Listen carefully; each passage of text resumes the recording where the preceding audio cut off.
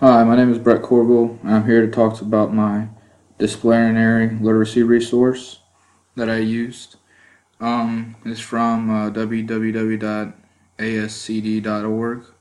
It's an article about educational leadership and literacy in the classroom. They talk about three directions for disciplinary literacy. That is divergent perspectives. That is discipline-specific strategy instruction.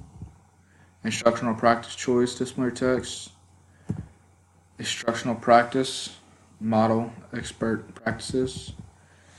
Talk about general strategy instruction, the use of multi-model text sets, do what good readers do, engagement and discipline, engineering teachable moments, teaching disciplinary literacy. They have a good chart here for practice for disciplinary literacy instruction. These are all the references that the authors used. This is a very good article that I found written by Rachel Gabriel and Christopher Wentz.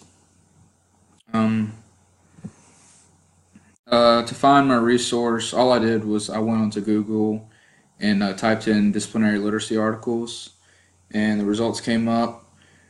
And I clicked on several links until I found one that I thought had credible authors that used sources and had good information on disciplinary literacy.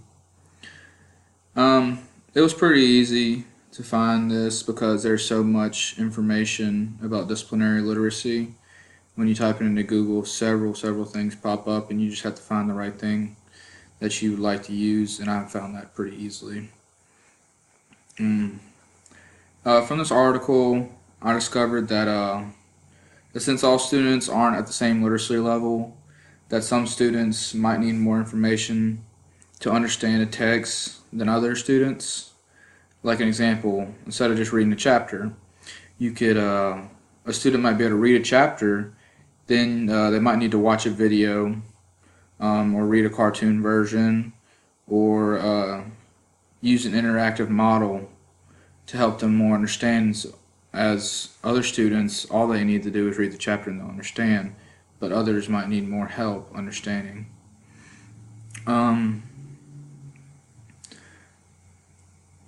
I chose this resource because it's the one I found, like I said earlier, the one I found with the most credible authors that had good resources that they use. I use this for both professional growth and for classroom use. It has a lot of good techniques that I can use for my students.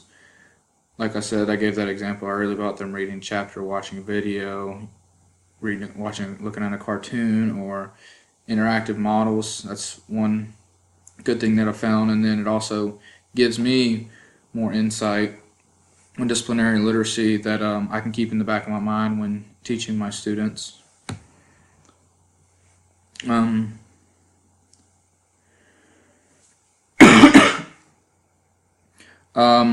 I know this article was research-based because the two well-known authors used several different sources, and they cited those sources throughout the article.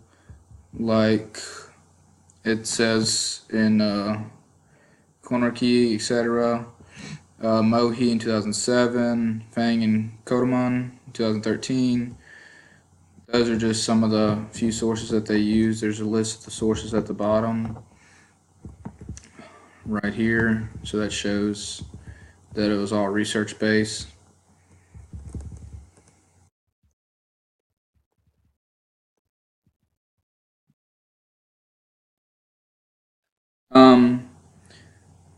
This resource didn't really need to be modified for me for my classroom or anything, because it gives this article gives a lot of good general information that you can use for any subject.